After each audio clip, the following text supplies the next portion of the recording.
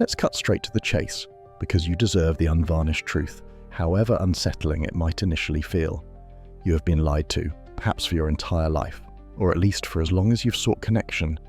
You've been fed a narrative that has likely and tragically set you up for profound emotional pain. Society with its saccharine romantic narratives, the fairy tales spun in media, perhaps even well-meaning, but fundamentally misguided advice from those around you, have skillfully, almost insidiously conditioned you to believe that what you often feel, that intense, all-consuming, sometimes desperate connection is love, pure, noble, and simple. When in stark reality, for countless souls caught in painful cyclical dynamics, it is something far more primal, far more destabilizing. It is at its core fear. The deep-seated, gnawing fear of being alone, of facing the void without a hand to hold, the insidious fear of not being enough, of being inherently unworthy on your own, the terrifying, unspoken fear of not being truly loved or perhaps even lovable for who you authentically are. The desperate, almost frantic fear of not having someone external to validate your existence, to reflect back your perceived worth, to somehow confer upon you a sense of mattering in this vast, indifferent world. Now, I want you to answer this not with your conditioned responses, but with unflinching, brutal honesty digging deep into the core of your being. What would genuinely happen within you psychologically if that person, the one you cling to, the one whose absence feels like a tearing of your very fabric, were to disappear from your life tomorrow? Would you still feel fundamentally complete, anchored within your own self, capable of navigating your world with inner stability, or would you, if you're truly honest, crumble like a poorly built structure, revealing that your perceived emotional stability only stood upright because it was propped up by the constant, perhaps even codependent presence of another? That persistent knot in your stomach when things feel uncertain in the relationship, that subtle, almost imperceptible tremble in your hands when a message goes unanswered for what feels like an eternity, that consuming, restless insomnia that compels you to compulsively check their last online status, their social media again and again, a moth to a flame of anxiety. You must recognize this for what it truly is. That is not healthy, liberating love. That is anxiety, cleverly, tragically disguised as intense caring. That is insecure attachment, a desperate grappling for a lifeline. That is profound emotional dependency, and perhaps the worst, most tragic part of this entire charade. You likely confuse it with love because no one ever adequately taught you the language of authentic love, how to love deeply generously without simultaneously desperately needing. Carl Jung, the master explorer of the psyche's labyrinthine depths, stated it with his characteristic, almost surgical precision. The meeting of two personalities is like the contact of two chemical substances. If there is any reaction, both are transformed. Now reflect carefully with that same precision. Are you truly being transformed in this dynamic in a way that leads to greater growth, expanded consciousness, and a deeper sense of wholeness within yourself? Or are you perhaps more accurately getting lost? Are you unconsciously, systematically molding yourself into the perceived image that the other desires or expects, contorting your true nature, sanding down your authentic edges simply so that they do not leave you, so that the terror of abandonment is kept at bay?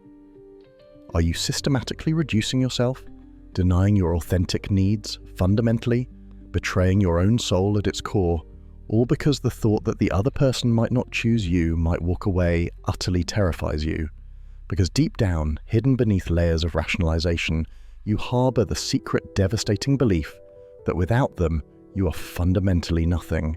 Here is the stark, unavoidable truth you may not want to hear, but absolutely must confront if you seek genuine liberation.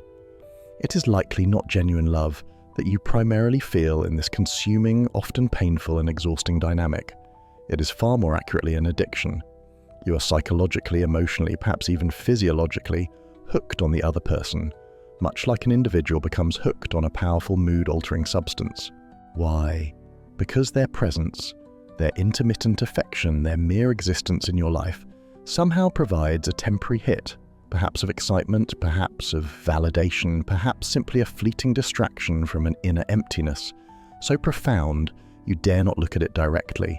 Their presence temporarily calms a void within you, a chasm you likely haven't even dared to consciously acknowledge, let alone explore. Do you truly understand what psychological attachment, particularly insecure attachment, is? It is fundamentally the pervasive, deeply ingrained illusion that you absolutely need someone else simply to survive emotionally.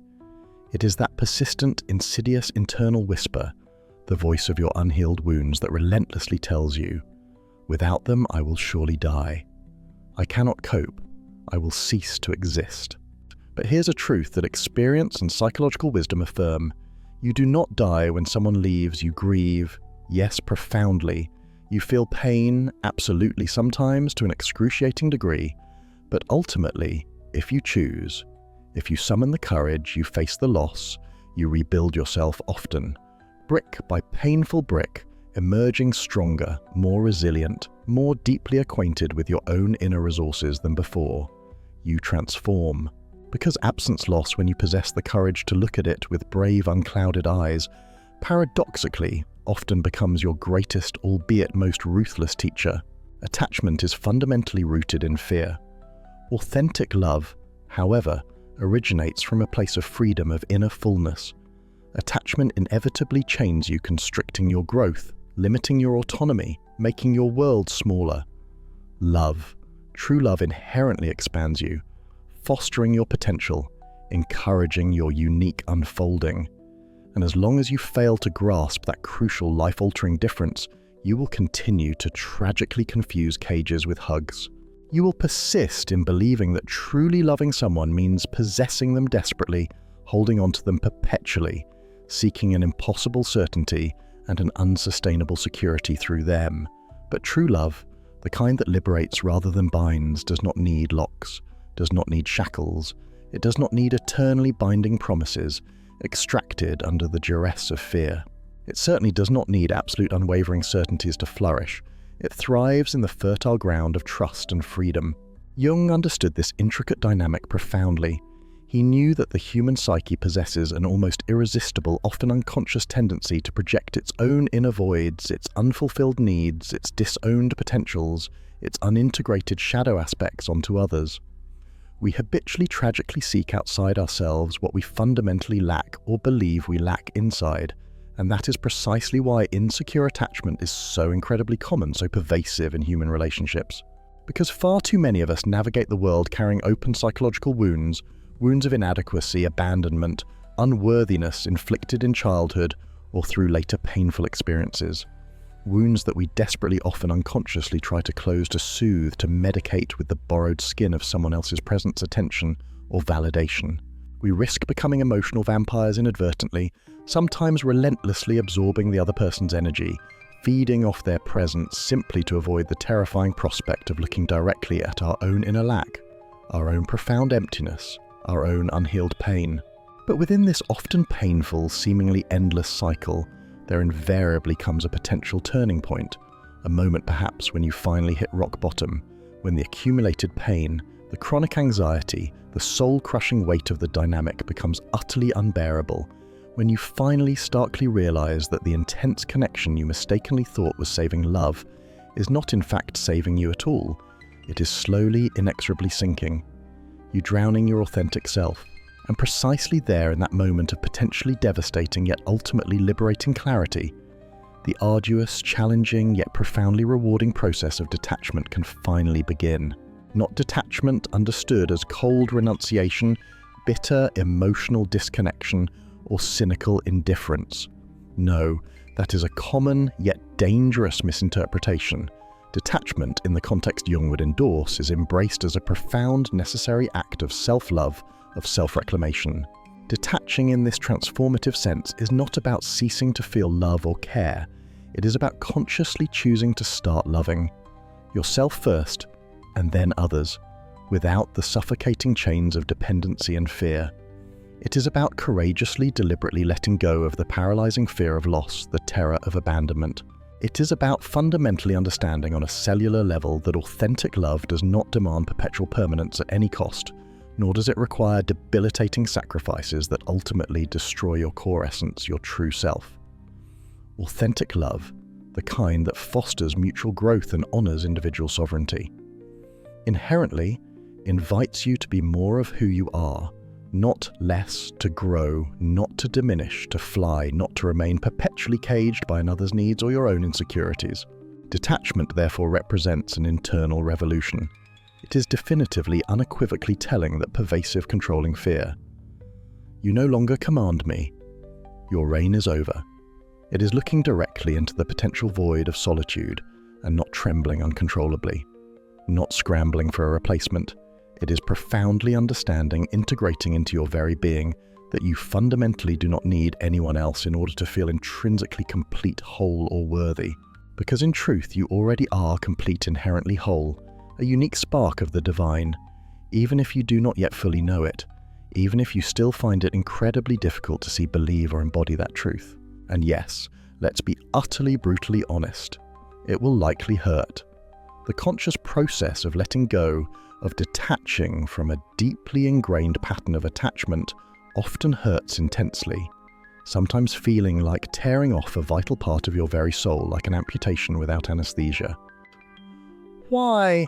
Because you have likely lived for so long, perhaps your entire adult life, believing consciously or unconsciously that the other person or the idea of a person was utterly indispensable to your happiness. Perhaps even to your psychological survival, that you have effectively forgotten how to walk alone, how to source your well-being from within. But believe me, based on the timeless wisdom of depth psychology and the lived, often hard-won experience of countless others who have traversed this challenging path, it is possible. And when you finally achieve it, when you genuinely, truly free yourself from the insidious chains of toxic attachment, everything changes.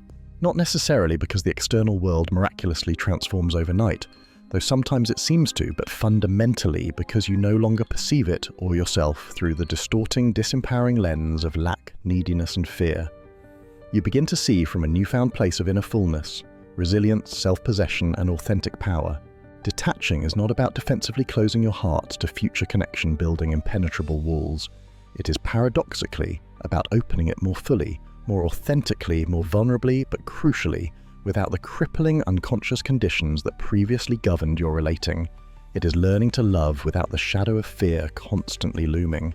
It is possessing the capacity to genuinely say from a place of grounded self-worth, I love you, I value you, I choose to connect with you, but simultaneously holding the unwavering inner knowing, but I fundamentally do not need you in order to be happy, whole, or complete. And that stance, that powerful declaration of emotional sovereignty, although it might sound contradictory or even harsh to conventionally conditioned ears, represents the greatest act of authentic love you can possibly offer, both to yourself and ultimately to another, because then you love without undue pressure, without unconscious manipulation, without crippling expectations born of your own emptiness. You simply, truly, freely love. Jung spoke extensively about the lifelong, often arduous process of individuation, that intricate, challenging, yet essential path of self-discovery through which you consciously differentiate yourself from collective norms and unconscious identifications, integrate the disparate, often conflicting parts of your psyche, including the shadow and the persona, and ultimately become more fully and authentically yourself. It is precisely from that hard-won place of inner wholeness, integration, and self-acceptance that you can finally begin to relate to others authentically, without losing yourself in the process, without your relationships becoming a battleground for unmet childhood needs. You can genuinely share your life, your love, your resources, without needing something specific in return to feel validated or secure. You can truly love without helplessly depending on the other for your fundamental sense of self-worth or emotional stability. Why? Because you are no longer operating from a place of inner emptiness of perceived lack. You are no longer unconsciously perceiving yourself as fundamentally broken, a half needing another half. You are no longer desperately looking for someone external to magically complete you.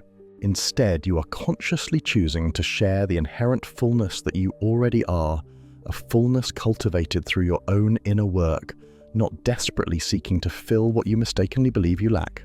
But achieving this state of being, this radical self-possession, undeniably requires immense courage, because insecure attachment, however painful, often feels deceptively comfortable, almost perversely safe, simply because it is deeply familiar. It's the devil you know. Detachment, on the other hand, initially throws you headfirst into the perceived abyss of the unknown, the unfamiliar. It forces you to confront yourself, your deepest fears, your most vulnerable parts, in ways you may have spent a lifetime skillfully, unconsciously avoiding. It potentially leaves you feeling profoundly alone, with your own shadows stripped bare of external validation of the familiar crutch of another's presence. And that prospect, that stark encounter with the self, is precisely where many individuals stop, falter, retreat, because they instinctively, understandably prefer the known prison of familiar suffering to the perceived emptiness, the terrifying uncertainty of authentic, untethered freedom. But do you know what truly lies beyond that perceived abyss of detachment, beyond the initial terror of solitude? Peace. A deep abiding peace that fundamentally does not depend on the fluctuating presence, approval, or mood of any single person. An inner stability that does not wobble precariously with every inevitable absence, disagreement, or departure. A form of love that is genuinely born from within your own integrated being, from your connection to your true self, and naturally projects outward rather than desperately, anxiously seeking validation and scraps of affection from the outside in. And then finally you understand. You understand on a soul level that consciously letting go is not ultimately losing. It is fundamentally recovering yourself, rebuilding yourself from the inside out, reconnecting with your inherent power, your unique essence, your inviolable true self. Remember this, always etch it onto your heart. True love does not hurt in the chronic soul-crushing, diminishing way that toxic attachment does. It does not persistently distress you, fill you with anxiety, or make you question your sanity. It does not systematically manipulate, control, or belittle. It certainly does not demand that you renounce your core self, your values, your dreams, simply to maintain the connection. If a relationship consistently hurts you, consistently makes you feel small, inadequate, or unseen, consistently robs you of your inner peace and vitality, then regardless of the label you place upon it, regardless of the intensity of feeling, it is not healthy love. It is in all likelihood a manifestation of toxic attachment. And that kind of bond, no matter how intensely it might be disguised as passionate romance or fated connection, functions primarily as an emotional prison, stunting your growth and dimming your light. Do you genuinely desire to experience authentic love both for yourself and potentially with another? Then you must first learn truly. Learn the invaluable, often underestimated skill of being comfortably, contentedly alone. Learn to courageously embrace your solitude, not as a punishment or a sign of failure, but as a sacred, fertile space for self-discovery, for healing, for communion with your deepest self. Get to intimately know your own dark corners, your shadows, your vulnerabilities, without judgment, but with compassionate curiosity. Learn to effectively self-soothe, to regulate your own emotions, to sustain yourself emotionally when everything external feels like it's falling apart, or when no one is there to offer immediate comfort. Crucially, do not depend on the reflection offered by another person, simply to see yourself clearly, to know your own worth. Only then, from that hard-won place of inner-centeredness, self-knowledge, and self-reliance, can you genuinely look someone else squarely in the eyes and authentically declare from a place of power, not need, "I choose you freely, joyfully, but I fundamentally do not need you to feel complete, to be okay to survive." And that stance, that level of emotional autonomy and self-possession, is undeniably brutal in its honesty, precisely because most people do not love or even approach relationships from this place of freedom. They instinctively cling. They desperately, unconsciously cling to another human being, primarily so they do not have to face themselves, so they do not have to feel the dizzying vertigo, the terrifying abyss of confronting their own lack of self-love, their own inner emptiness, their own unhealed wounds. And so tragically they live their lives perpetually tied, psychologically dependent, often internally broken and fragmented, perpetually confusing love with suffering, fleeting intensity with authenticity, passionate obsession with genuine, sustainable connection. But there exists another path. A path undoubtedly more difficult initially, yes, demanding far greater courage, self-awareness, and a willingness to endure discomfort, but ultimately infinitely truer, more fulfilling, more liberating. The path of conscious detachment, the path towards genuine emotional freedom, the path that ultimately leads you to love yourself first, and then others, from a place of authentic abundance, not from debilitating, desperate lack. Look inside yourself right now in this very moment. Ask yourself with unflinching honesty, why does the thought of letting go, of truly detaching from this person or this pattern hurt so very much?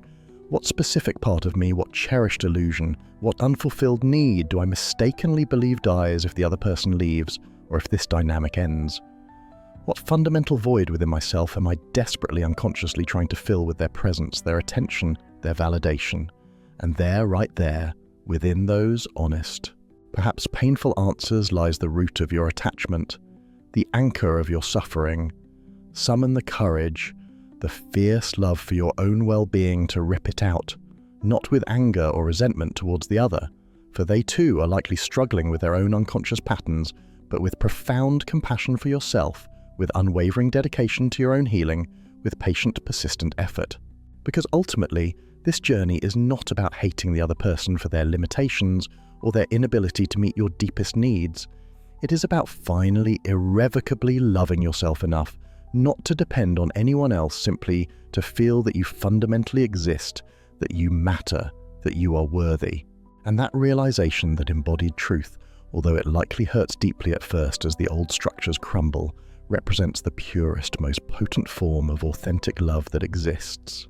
The love you cultivate, nurture, and fiercely protect within yourself. Remember this always. Love is not possession. It is free presence. It is voluntary companionship. It is a graceful, flowing dance, not a restrictive, suffocating chain. If you consistently feel the need to retain, to force, to control, to anxiously monitor the connection, recognize that what you are feeling is not primarily love, it is fundamentally fear. And fear as a foundation for anything never truly builds anything lasting, beautiful, or expansive. It only inevitably constricts, distorts, and ultimately destroys. So let go. Let go with dignity, let go if possible, even with a measure of gratitude for the lessons learned, however harsh. Let go fundamentally knowing, believing, embodying the truth that this act of letting go is not losing something essential. It is consciously, powerfully choosing yourself. And when you finally unequivocally choose yourself, when you courageously embrace yourself in your entirety, your light and your shadow, your strengths and your vulnerabilities, when you definitively stop searching outside for the validation, the completion, the wholeness that you already intrinsically carry within the entire world, your perception of it begins to subtly yet profoundly change around you. Why? Because you no longer beg for love from a place of desperate lack. You no longer accept mere crumbs when you know deep in your soul that you deserve a feast. You no longer desperately cling to someone who demonstratively cannot sustain, nourish, or truly see your soul. You no longer lose yourself completely in the identity, the needs, the dramas of the other. Now you have yourself. And that profound reclamation of your own being, your own sovereign consciousness, is the single most powerful, life-altering thing you can ever possibly achieve. Detachment, therefore, is not coldness. It is profound emotional maturity. It is heightened awareness.